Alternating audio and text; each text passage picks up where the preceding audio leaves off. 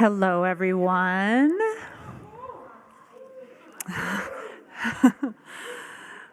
I'm Liz Farrell, Artistic Director of Painting, Drawing, and Printmaking at Anderson Ranch. Oh, thank you. Welcome to the ranch and to our summer faculty lecture series. I want to welcome our virtual participants watching tonight as well. Before we begin, please silence your cell phones. And tonight we're going to hear from two artists back to back. And following their lectures, we're going to hold a Q&A and give folks the chance to ask questions. So keep those questions in mind. To begin, Anderson Ranch would like to acknowledge that our campus resides on the traditional ancestral territory of the Ute people, who've called the Roaring Fork Valley and beyond home for over 800 years. It's an honor and a pleasure to introduce Holly Hughes. Holly is a painter, printmaker, and ceramic artist maintaining studios both in New York City's Lower East Side and in rural Columbia County, New York. Holly has taught many times at Anderson Ranch. Retiring at the beginning of COVID, she is now Professor Emerita at Rhode Island School of Design, where for 26 years she was professor and sometimes chair of the painting graduate and undergraduate programs. I think that deserves a round of applause. She has served as visiting artist, critic, and curator at dozens of institutions nationally and internationally. Holly's art is in corporate collections like Citibank, Prudential, Bach, Bartlett, Schlumberger, Pfizer, and more. Museums and public collections include Samuel Dorsky Museum of Art, Kemper Museum of Art, Museum of the Rhode Island School of Design, the Davis Museum and Cultural Center, the Freeman Galleries, the Benzinger Winery Collections, and Francis Greenberger's Art Omi Collection, among others. Currently, Holly is working on her upcoming 2024 exhibition for Pamela Salisbury Gallery in Hudson, New York. And please join me in welcoming Holly Hughes.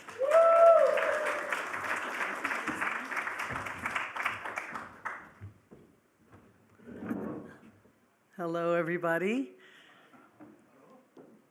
I have been coming here a long time, so it gets trickier and trickier with the lectures. Someone just asked me if I enjoy them, but it's weird because you have to cut out greater and greater parts of your life as you go forward. And having a lot of folks at the ranch who are actually my students at RISD is both profoundly rewarding and also makes me very aware of how old I am. So it's an incredible thing to come here and have people you taught running the place, teaching here, co-teaching with me. Shahzia and I are having a wonderful time together, and it's really a thrilling experience. But I have to say, the interdisciplinarity of the ranch has changed my practice, has contributed enormously to the artist I am today versus the one I was the first time I ever came here. So let me just move ahead here. I do a lot of drawings on tablecloths, so I included that little gator. I photographed them all, but I never show them. But I thought that would be a good welcome after dinner. Tonight I'm going to show you all of the different kinds of work I make in a fairly chaotic way, probably, because I have had a year, more than a year, 2.5 years of working very hard at building my own studio, my dream studio. I was working in Jeffrey Gibson's building, who's our next artist at the Venice Biennale. I rented a big classroom in the school he bought upstate, and it was a wonderful studio. And then one day he came in and said, "I need this space." And you can't argue with the owner of the building. And I had moved my studio so many times that I finally decided I had to build my own. So this is a high alert kind of painting that I made in that space. I always photograph the studios as they are when I leave them. There it is, clean and handed back over. He's doing extraordinary work with beading and video and performance groups, and there's a great piece at the Aspen Art Museum right now you should go see.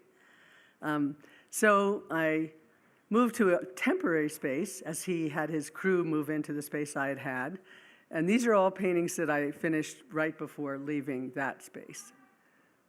A lot of these are influenced by my interest in historical ceramics like Italian maiolica.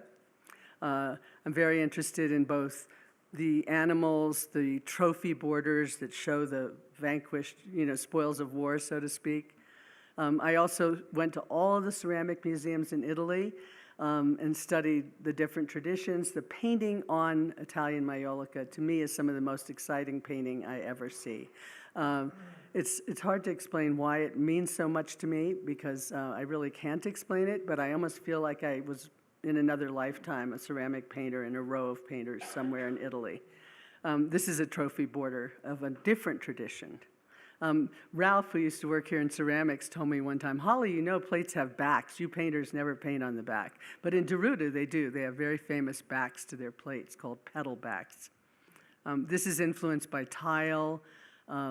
I look at tile and plates and fabrics and inlaid wood and ironwork. All kinds of decorative arts traditions interest me a great deal as a source for my painting, as an inspiration for format and structure. I went to Rhode and I made this free-handed copy of one of the famous plates in their collection in the museum there, and that won me the permission to do whatever I wanted in this workshop of a wonderful man named Romano Ranieri. He passed away now, but it was a workshop mostly populated by ceramic artisans who worked in other factories in the town, but went there to add new skills to their set of skills, like casting or something. But I like painting with the maiolica colors. These are plates. One trip I did only the manganese brown, and these are, they relate enormously to the way I was drawing in ink in my studio. In fact, this is a gouache painting that you can see the back and forth. These are all things that I did before I switched studios. This is the last big painting I made in the school building. Again, both decorative arts traditions and then invented passages that are completely my own riffing that meld with it. I really love, it started to have almost an architectonic quality where you could make say a door frame or something that was painted this way, or in tile for that matter. I have lots of ideas still about this. This is one of the first, when you go to factories in Italy or France or Mexico and paint with sort of a collaboration with their materials, their colors, their workers are there helping you. It's a kind of wonderful experience, but I had never made the forms. In Europe, they don't. I mean, it's not like our pottery tradition where you make the thing and you decorate it. And I know a lot of potters hate the decorative part, the end part, the color. And what do I do now? I've got this great form. What do I do? I was the opposite. I went into giant buildings called semi-lavorato in Italy where it was half worked. That's what that means. And there'd be hundreds of thousands of plates of all different shapes, bowls called Pope's hats, and forms that were traditional for centuries. And you could just pick out what you wanted and then go and work on your paintings on them. And that was really in keeping with their tradition. But here, I once got a little residency in Takashi's wonderful building. Doug set me up in there after coming over to my painting class for a couple of years and say, you want to paint a plate? He sort of sucked me into the ceramic department. And now I'm making ceramics. And in that little building, I made things like this, which are very primitive, but I really enjoyed the 1 week in there. I've also loved experimenting with artisans and sort of a co-working situation. A lot of the countries I visited for these purposes, they're so happy to see that you're really interested in the traditions they have that they just embrace you fully and help you.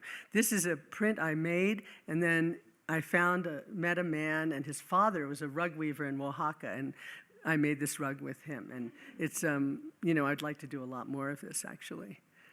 So I was out of Jeffrey's building now, and I was in Florida painting on a little folding table in a garage of a rented house that is now destroyed by the hurricane.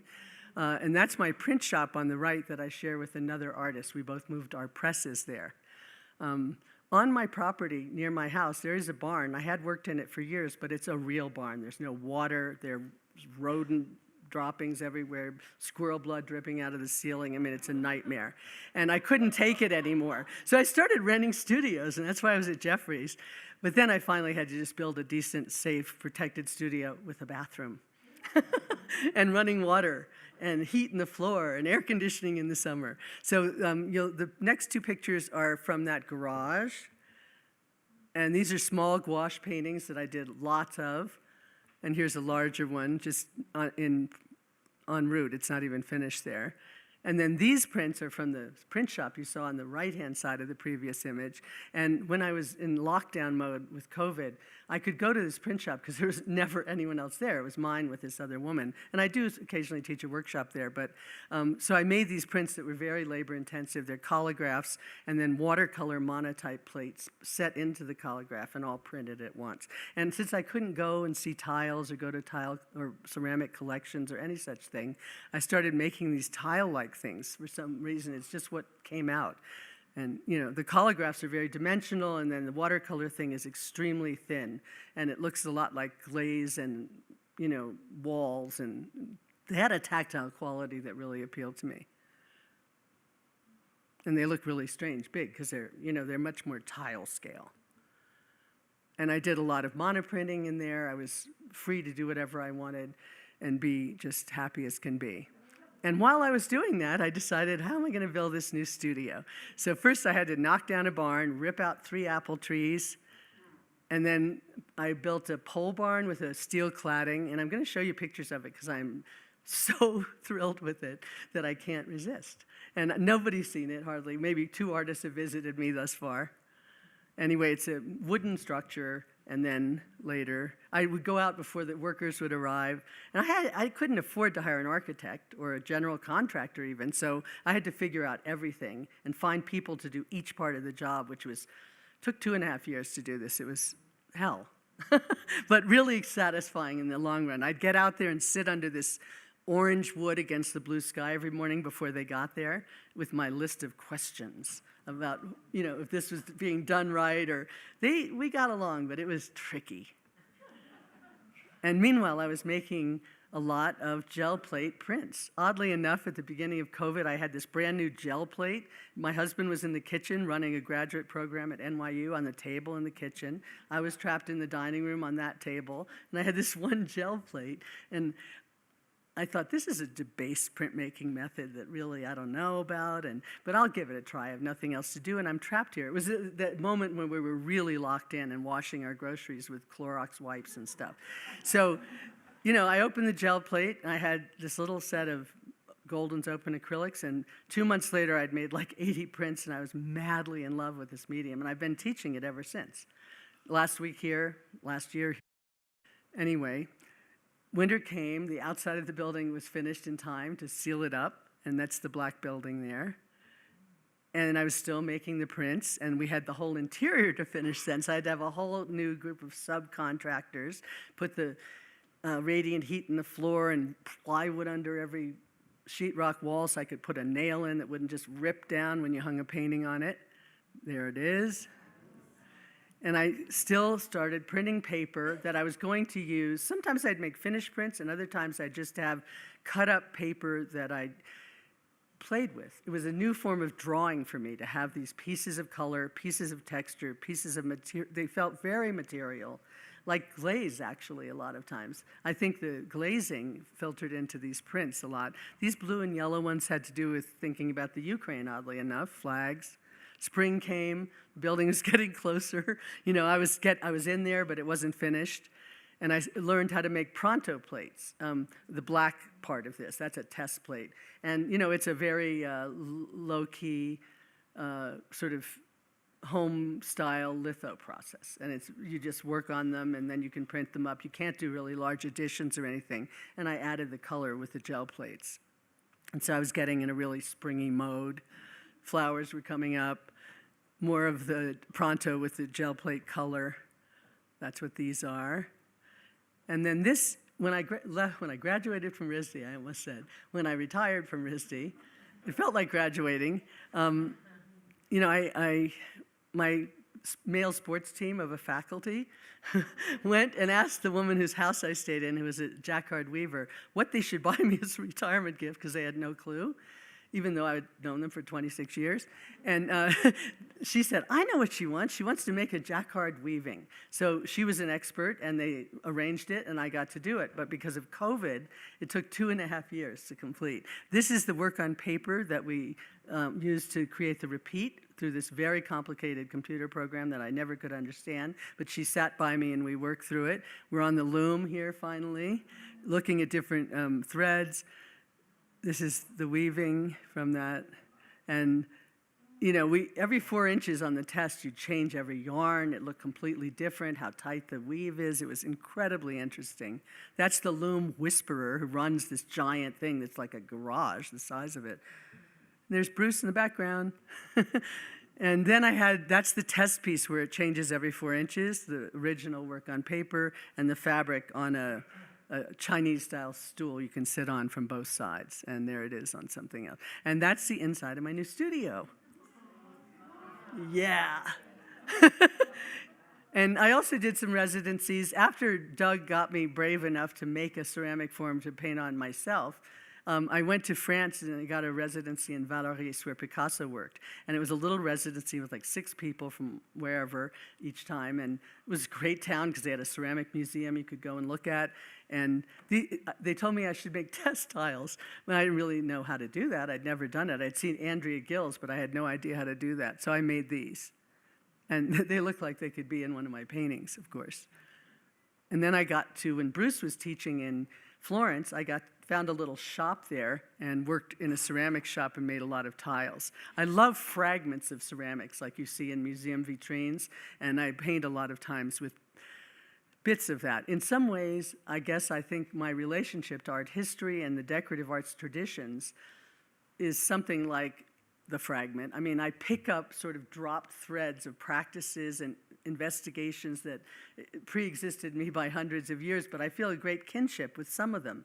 And I think we all do this, but in my work, it's very self-conscious. And I think that I'm really feeding off those things as though I'm continuing a conversation where the artisanal and the fine arts were very closely wed.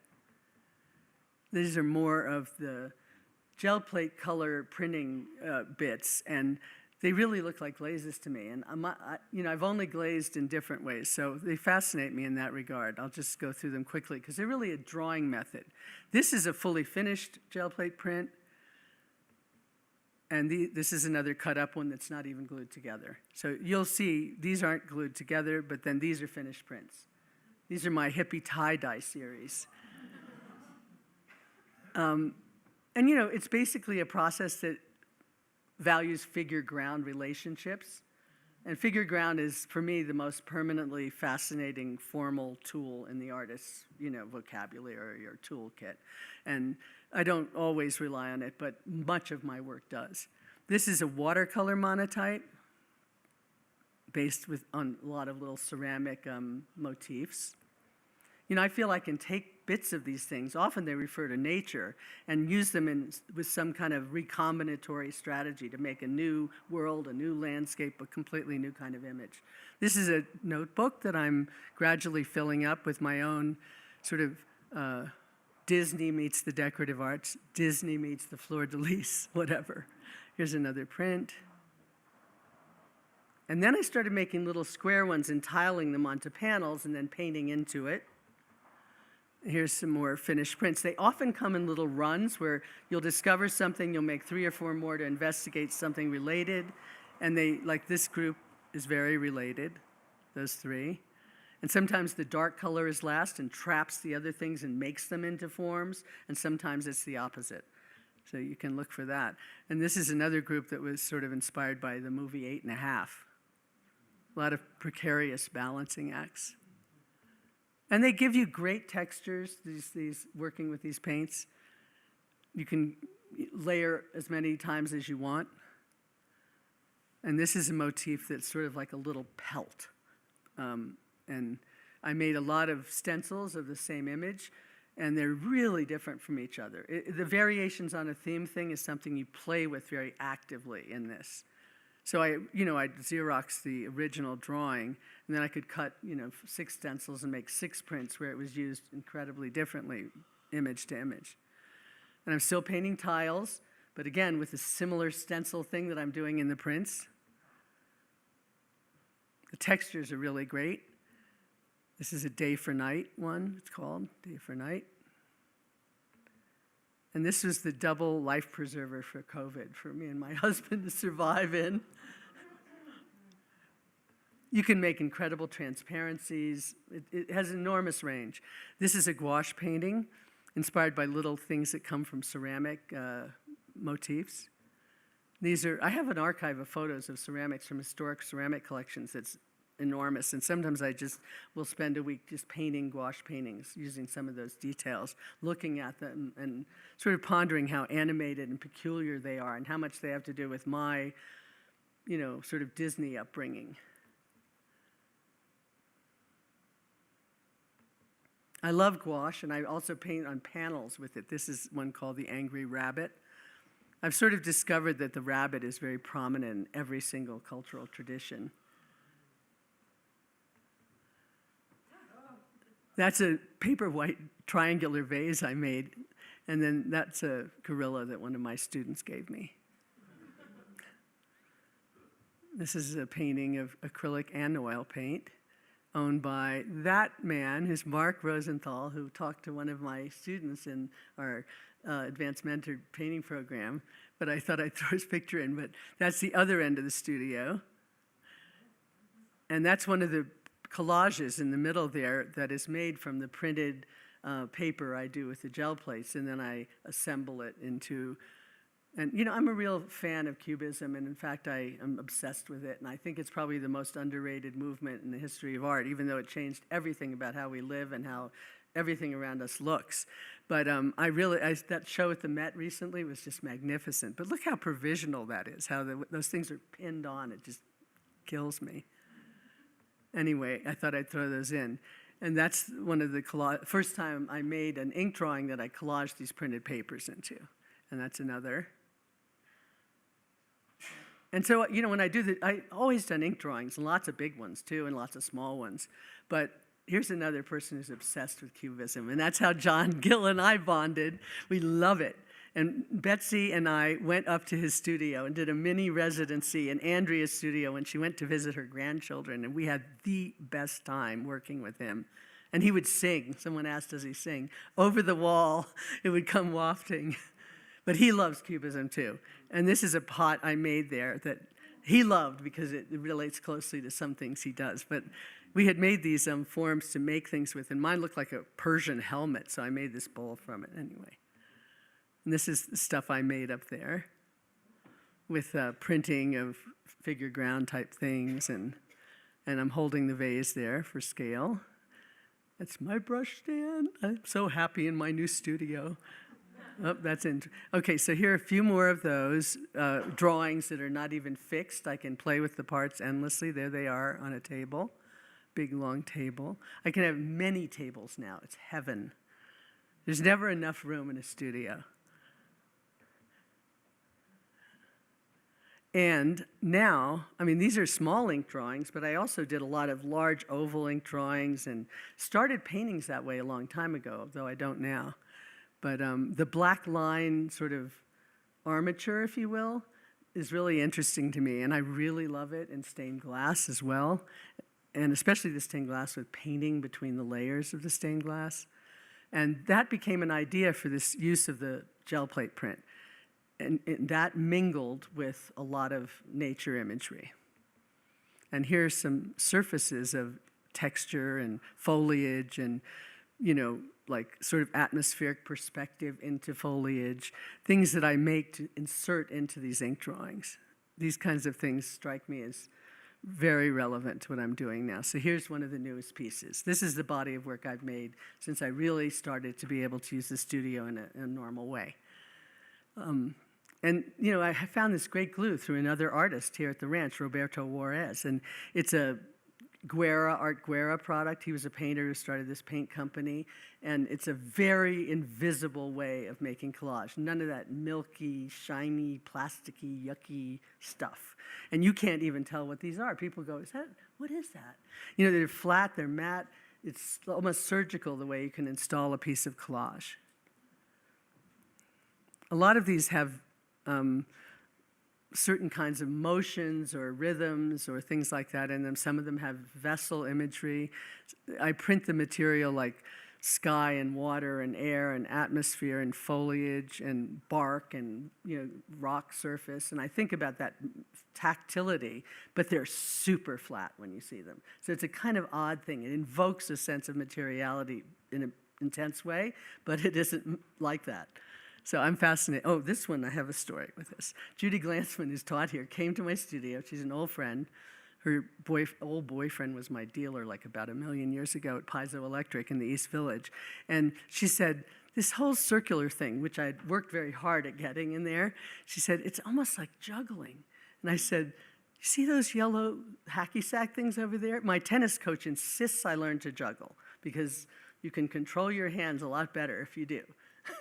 Anyway, so I was learning to juggle, doing it every day in my studio while I was making these. And the second she looked at this, without seeing the balls, she just knew.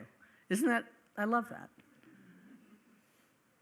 This is a diptych that has I always use the dog bone image. There are 2 areas that are like shields of a sort. A lot of the ceramic stuff I look at has this abstract code for how they see nature and how they project it into their work. And so that's something I suppose has been internalized for me now. A lot of these also have vessels of some kind in them. There's a kind of pitcher form up there. They're very labor intensive and slow and sort of, but I really enjoy making these. I feel like I kind of invented a new technique that's going to profoundly alter how I paint. This is like the Argyle sock in the landscape. And it has a couple vessels in it. So I think for me now, I'm just going to keep cutting. I love to cut things with my scalpel. I never watch a movie without cutting shapes. And I'm going to keep playing with them as a new drawing approach. And I'm going to revel in seeing what happens to the paintings because of this work. And this is a painting that's completely influenced by the collage stuff. There's no collage in it, but so I'm really excited about where it's going to go. Thank you.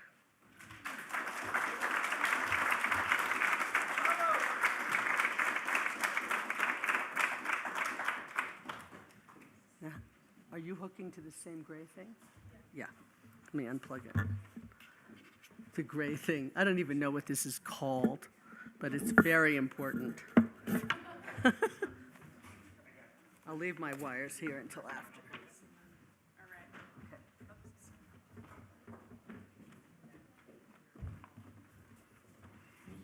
Thank you, Holly. That was beautiful work. And I wanted to mention that when I was in graduate school at RISD, I had the great fortune of working with Holly. She came in as a sort of visiting faculty. She was not a visiting faculty at RISD, but I was in the printmaking department. And we had a faculty in our very heavily male department go on sabbatical. And Holly came in and took his place for, I think, about a year, a semester at least. But it was really, really pivotal for me and changed my whole experience, my whole graduate experience. And so when I was tasked with coming up with a advanced mentorship program at Anderson Ranch, when I think of the word mentorship, I can't help but think of Holly.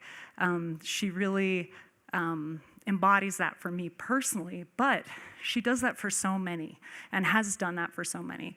And we came up with an idea to have Shahzia join her, who was once her student. And it's just been a real pleasure to be at the ranch and watch the two of them now mentor together. And so I want to thank you both for being here and for all of the students who are working so hard in that workshop.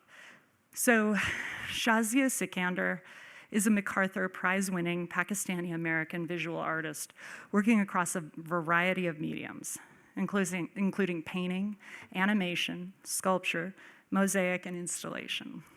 She's widely celebrated for pioneering a contemporary interest in Central and South Asian manuscript painting traditions and launching the form known today as neo-miniature. Sikander's work since the mid-1990s has been pivotal in showcasing art of the South Asian diaspora as a contemporary American tradition, focusing on colonial and imperial archives, trade, empire, and migration. Sikander's practice takes a feminist perspective to expand narrow definitions around gender, sexuality, racial narratives, and colonial histories. Sikander received her MFA from Rhode, has exhibited internationally, and her work is in the collections of the Hirshhorn Museum and Sculpture Garden, the Metropolitan Museum of Art, the Museum of Modern Art, the Shahzia Art Foundation, the Guggenheim Museum, and the Whitney Museum of American Art. She serves on the boards of Art 21, RISD, and IFA NYU. Sikander is currently an artist in residence with the Zuckerman Brain and Behavior Institute at Columbia University. This fall, each night in September, Sikander's video work, Reckoning, will be displayed across the 90-plus electronic billboards of Times Square, offering a meditative moment amidst one of the busiest spaces in the city. A sculpture project in collaboration with Madison Square Park Conservancy opens at the University of Houston in October 2023. So please join me in welcoming Shahzia Sikander.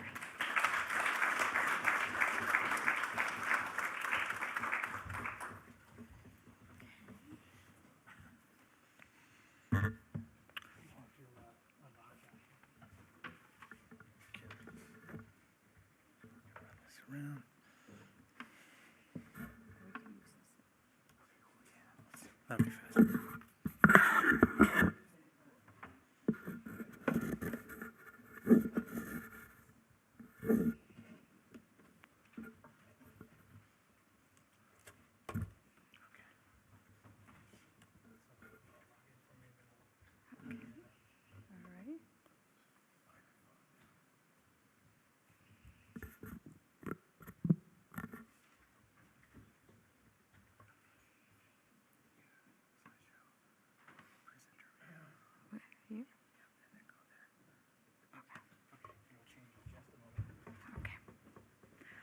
Hello, everyone. Thank you. It is such a pleasure to be back here and to visit the Anderson Ranch in consecutive summers and to be able to carry on with conversations and progression of work. And for me, this continuity of art and knowledge construction is really an anchor in my practice, in my being, in my thinking. So, when I think of how to define a practice, I'm usually thinking how all of us reckon in, with our own otherness in a world which is always shifting. So, how we approximate, reproduce, reenact our culture and history, whatever we make, consume, and give back, it has resonance and consequence beyond our immediate lives. But how we experience art, how we respond to it, and how we interpret it is such an open-ended premise. So in that space, I like to believe that the function of art is to allow multiple meanings, multiple possibilities, and in that manner, it perhaps can open up space for a more just world or a more just representation.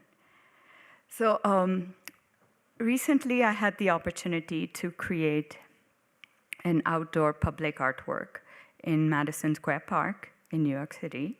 And when that opportunity came, I had to start by reflecting on my very 2D practice to find ways of moving into sculpture. So I've primarily worked in materials which are often called ephemeral, so paper, installations, murals, printmaking, primarily works, animations also made out of drawings. But so much of the material that I've worked with has always been placed in these categories where the material itself or the artwork sits mostly in storages because it has to be protected from light. So I've always thought of my practice as in terms which I've not necessarily used, so as an anti-monument. And exactly why I say that is because it engages with the past, but without sort of glorifying it. And I always thought that, okay, how could I animate that idea and term for myself? So it was a show I had in 21 at the Morgan Library, and in that were the majority of the work on view was works that I had made a long time ago, mostly in the 90s. But it was the first time I was seeing work that I had created more than 20 plus years ago. So I thought that it would probably be another 20 plus years before I will see this work again. Because it was again like how the institutional structure and the regulations, how for so much part of that is about keeping works in protection or in out of light. So you never really see the work. So it got me thinking that I really wanted to transform my drawing and painting towards sculpture. And so that clarity in that moment was really about capturing the ethos of the work. So here then I thought, okay, what is really the ethos in the work? And a lot of it was about the feminine and how I could bring that to the forefront and move across different mediums as well. So drawing, so I started to think really about the practice of drawing. Like drawing signifies for me a movement in time and across mediums and formats, but it is really about a thinking practice. So whether you're thinking through your hand or you're thinking collectively with your mind and hand, drawing really creates an armature of research, and it also allows clarification of ideas, but it connects thought to gesture and to action and to practice. So when I think of drawing, I'm thinking space, magnitude, velocity, direction. That are all essential elements which are inherent in the process itself, but then they become really active through different ways, like through installation or by working in public space. So even when I did public projects, they were still utilizing the two-dimensional work. So it may not necessarily it may have been in another dimension, but it wasn't sculpture. So these examples that I hear, that I'm sharing with you, are about a shift in scale and space, but again, sort of like very much closely connected to the iconographies and the image-driven work. So these are like large glass mosaics, and even in the making of them, there is a continuation of the construction of the image, how it moves between the material. But as I thought of all of this work, I went back to the drawing board and started sketching the idea. So the sculpture itself is 18 feet high, and I wanted it to have both a scale but intimacy. So the intimacy comes where there's the intricacy in the glass mosaics, which I also wanted to bring back into this direction. So on the metal skirt itself, the swirling sort of mosaic drawings. The sculpture was part of a larger multimedia project that I did at the Madison Square Park, and it also had a component on the roof of the Appellate Division for the First Department of New York State Supreme Court, as well as an AR lens that I created with Snapchat. So this concept of a very malleable, shape-shifting, expanding skirt had been a recurring motif in my practice. And I have often thought of it as this metaphoric space of a collective sort of female agency, where this female can kind of keep collecting baggage and it keeps shape-shifting, and it's like this trail that is infinite. So I started to think of that form, and to activate that theme further in scope and scale through sculpture, I took inspiration also from the Maitland Armstrong stained glass ceiling dome, which is in the courthouse itself. And I was looking at its architectural scale, properties, and kind of thinking of the massive dome as a house, as sort of a space demarcating a site of renewal. So that inverted dome transformed into the metal frame of the skirt, and it surrounds the body, but it also functions as its armor and support, and it hoists the body forward, upward. So it was also about having the female body break out of this symbolic glass ceiling, and in a way to play off of on the glass. I was able to bring the mosaic, and around the skirt, the mosaic is kind of organized in a word which is called hava, which means breath and atmosphere, but also Eve, who I was thinking as perhaps could be used in terms of its relationship on the courthouse as the first lawbreaker. So witness for me was about buoyancy. She's hovering in space. Her feet are not touching the grass. She's afloat with air surrounding her. It's a form that has been in my practice for a long time. It's like the duende or the muse.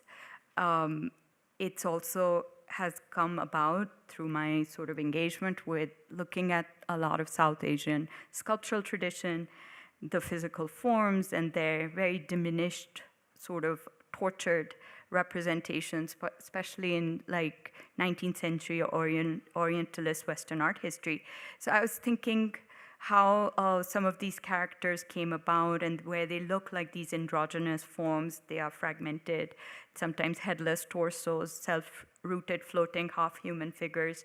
And whether they are refusing to belong or to be fixed or to be stereotyped, nonetheless, I was thinking how these little marks and shapes that represent the feminine or the female bodies, but they can also be about the representations or the symbolic weight of communal identities that female bodies bear across, different geographic and temporal terrains.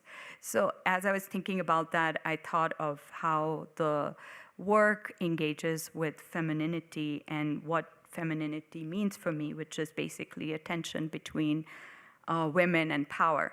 And so with all of these kind of archetypal representations of the feminine, I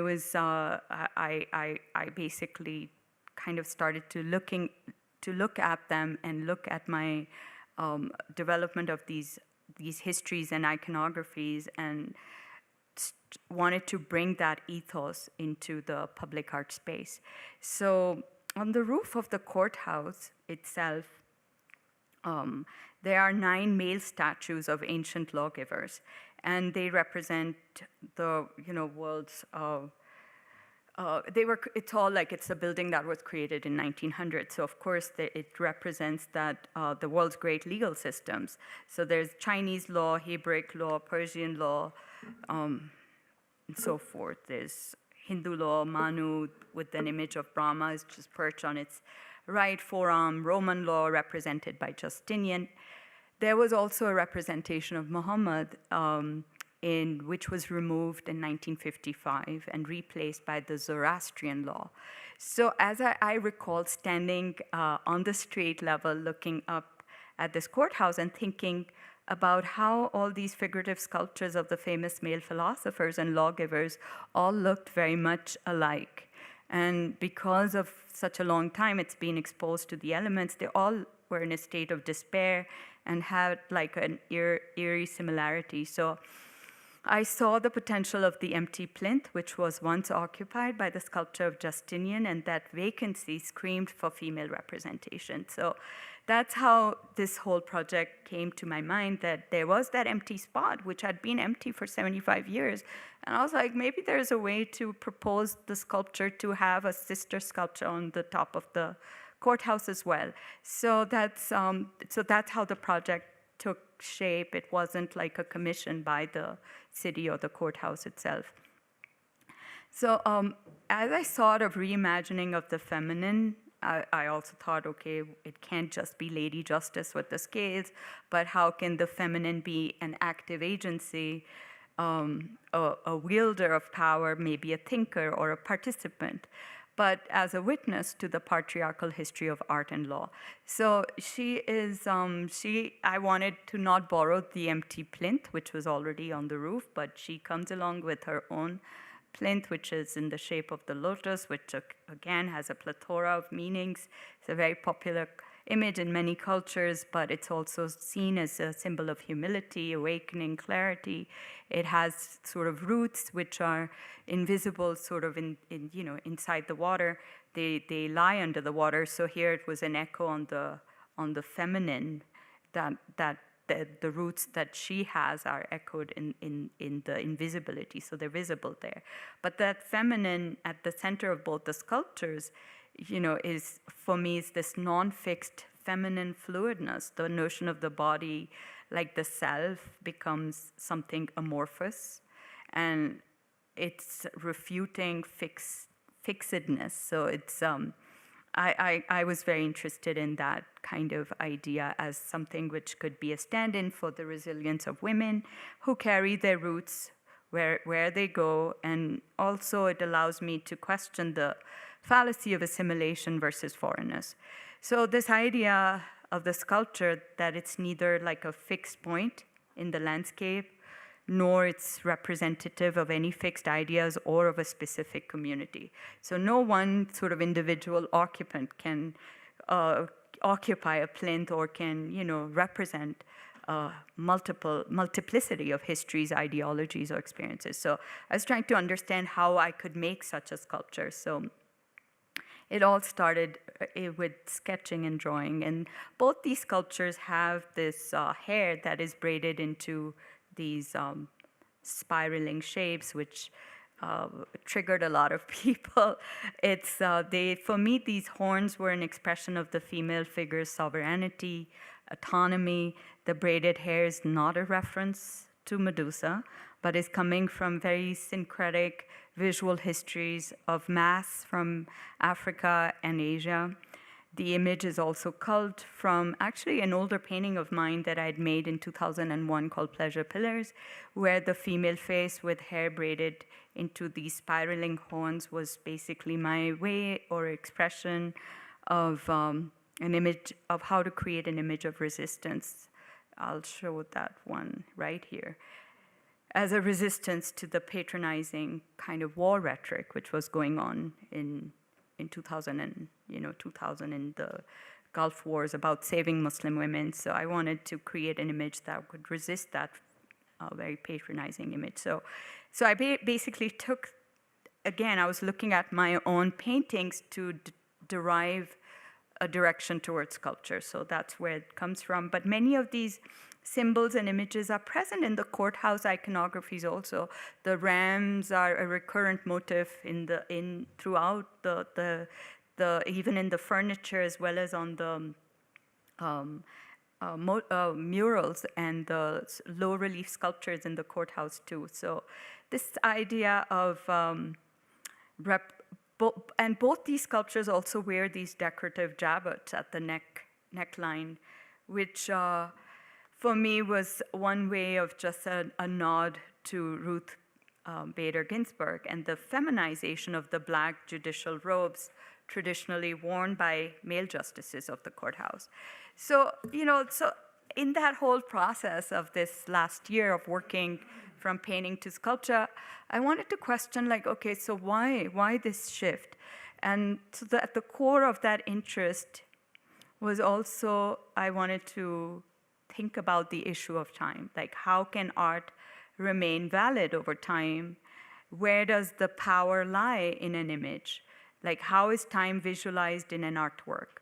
does art create new ways to experience time? How can a painting erode its historically produced reality, its value-giving, mediated structures? So what role does then repatriation of objects, maybe with suspect provenance, play in the accountability of museums? So I was thinking again, like the object of the sculpture brought so much more to things that I had to think about.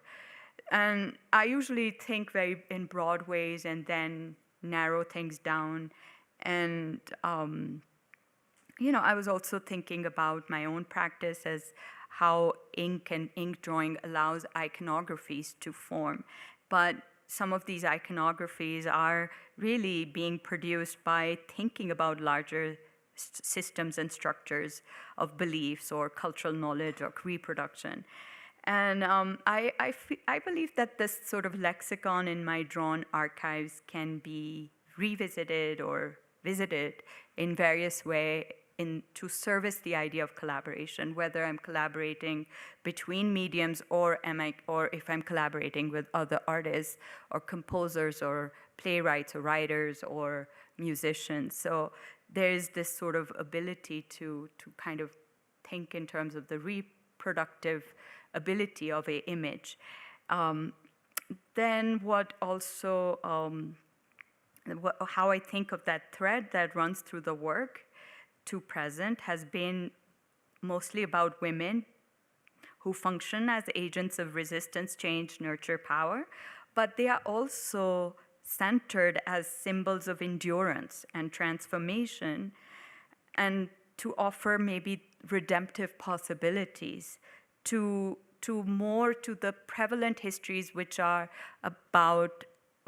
think are about extractive systems. So what is an extractive idea? What is extractiveness, and what is its counter-narrative, which could be about abundance? So I often think of these type of dualities, whether there's the theme of struggle and conflict, or whether it's memory and migrancy, or whether it's even, the ultimate frame against which experience unfolds, whether it's death and its opposite life. So what is that in-between space? And that in-between space has always been full of mystery, and it's so fecund for me. And that's that often happens in once the work has existed. What is the type of experience and feedback it solicits? And I was very struck by the reception of the female forward sculptural work that I created, and how much different types of responses I received on it. Because of course it was in a public domain, and opinion is inevitable, and it's a healthy indication of the public environment in which the art is being acknowledged. But of course it didn't have the buffer of the institution or the museum as well.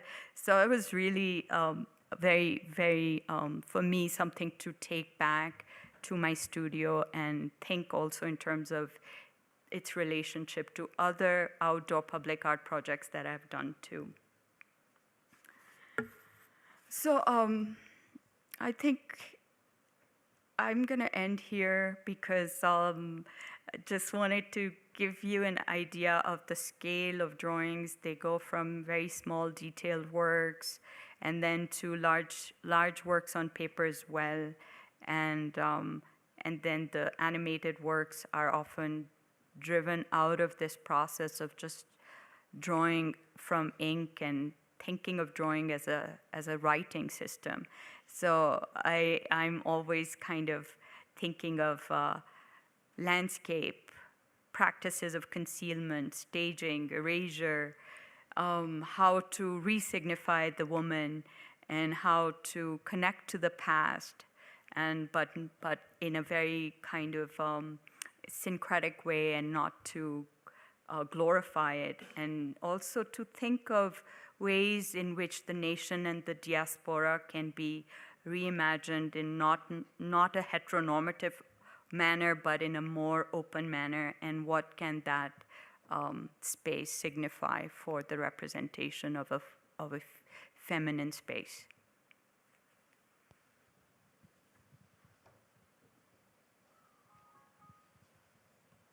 So thank you very much.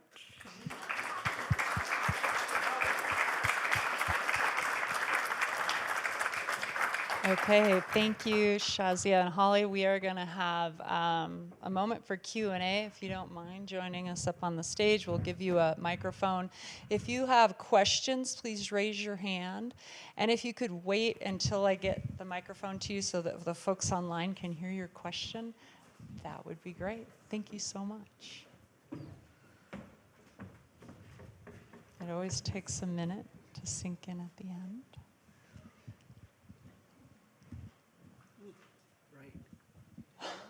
Can you see anything? No, nothing. All right. I can see it. Yeah. Okay, in just a second here, we have a question in the back. Hi, thank you, Holly. Thank you, Shahzia, for presenting. I had a question for Shahzia, particularly taken with your leap into sculpture and creating a representation of a woman that doesn't exist. I mean, cannot be sort of quantified, and it made me think it's very, in some ways, kind of attached to science fiction in a way. And I'm wondering if you could talk a little bit more about how you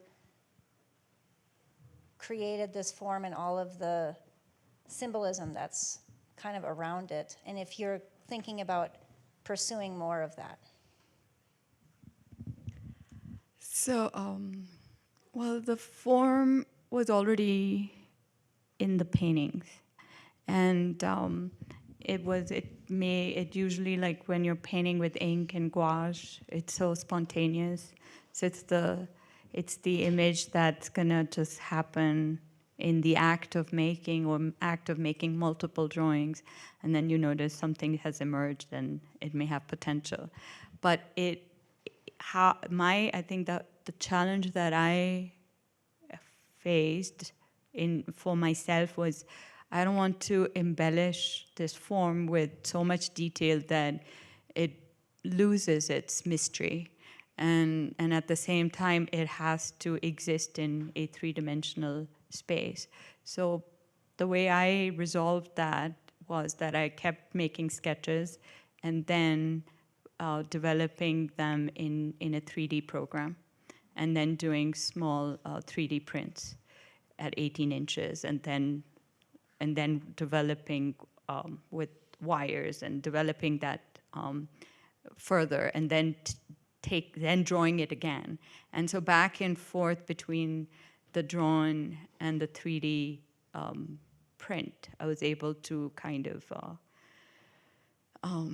edit and bring the form to some space that visually just kind of made sense to me. So that's how I did it.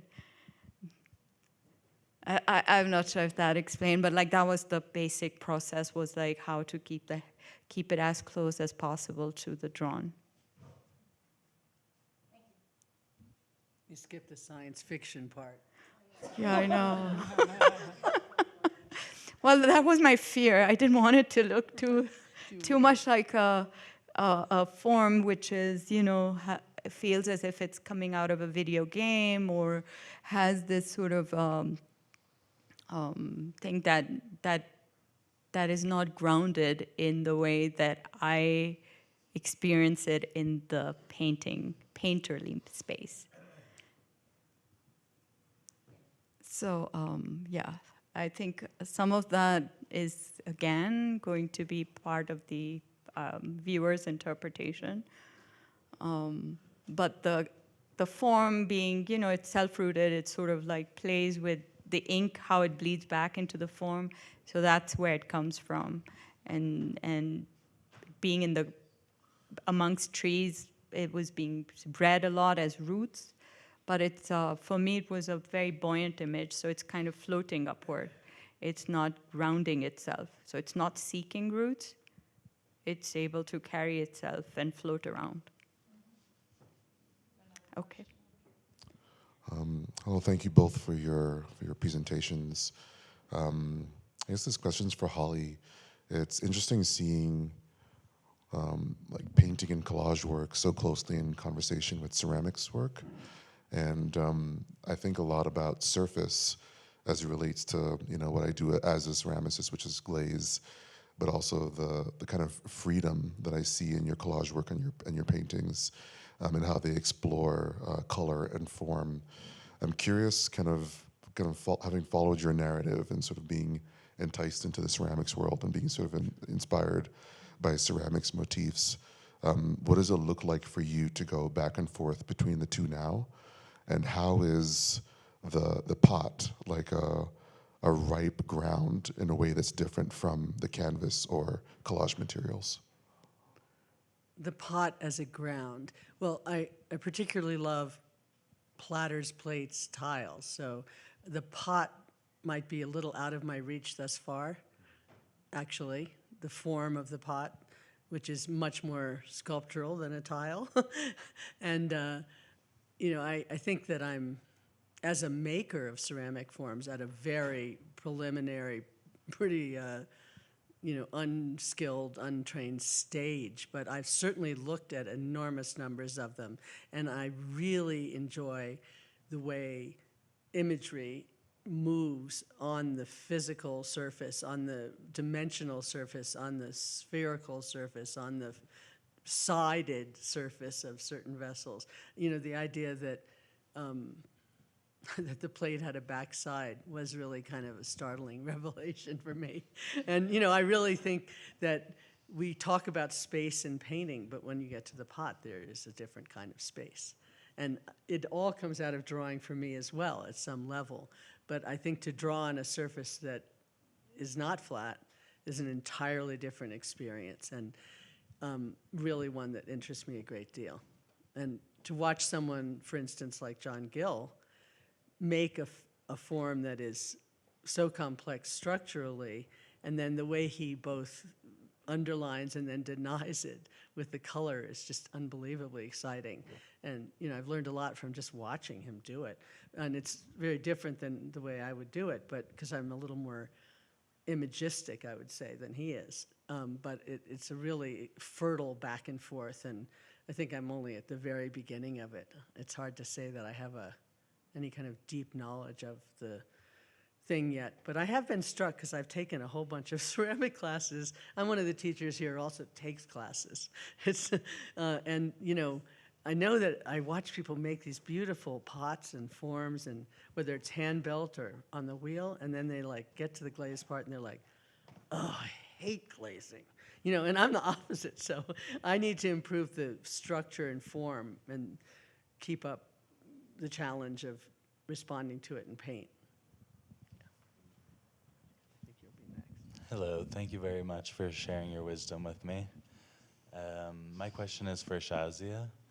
Your work spans from the historical process of illuminated manuscript painting and goes all the way to augmented reality and 3D printing. Can you elaborate more on how the two coexist, or maybe one informs the other?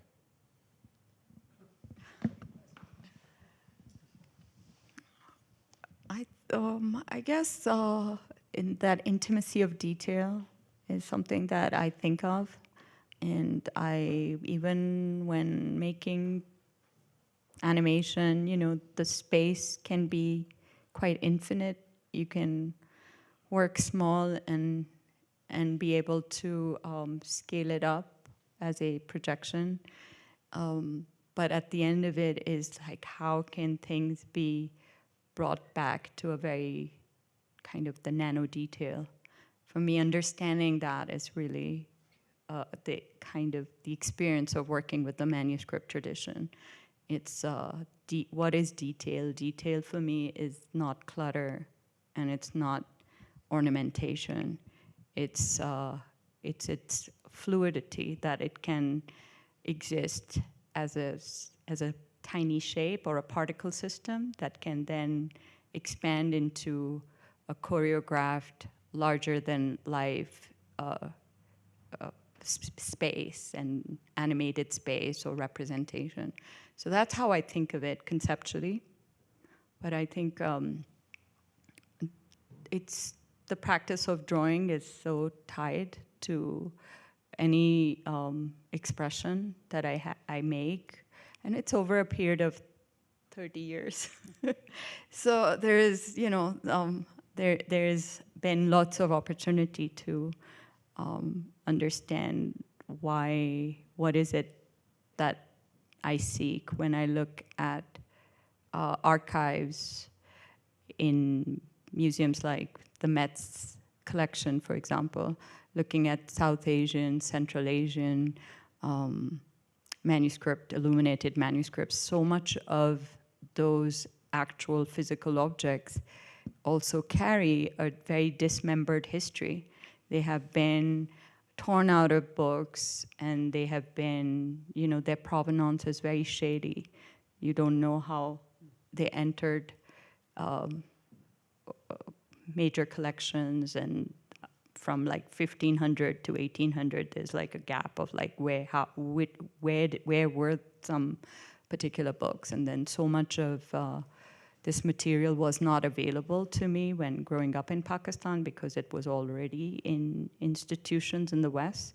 So there's that kind of a hidden layer that I'm very interested in, this idea of something which has been disembodied and has a kind of history of violence in it, but and also geographically it's not nation driven. So post 9/11, the focus has been so much on artists and their authenticity related to nation, and I often question that so much of this material has been in and around across the world, that its point of origin is not how we understand or see, especially artists of color, like where they're from and how authentic they must be if they're from that nation. And I think that's something that have had to fight over, about the fetishization of the manuscript tradition, for example, or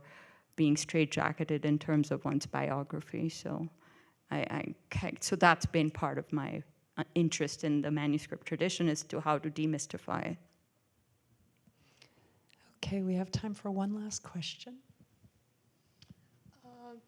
Holly, Shahzia, first of all, I have to say it is pleasure to be around you and work with you guys during this time at Anderson Ranch. But also, this is not a question. This is just what comes up to me, which really is beautiful and startling, is that you both have been influenced by historical motives and metaphors, but your presentation, each one of you, in the use of materials, size, scale, and presentation is so different, and each one is so beautiful in its own way. Thank you for showing us how to use those things and stay in your true self. Thanks. Thank you. All right, thank you both.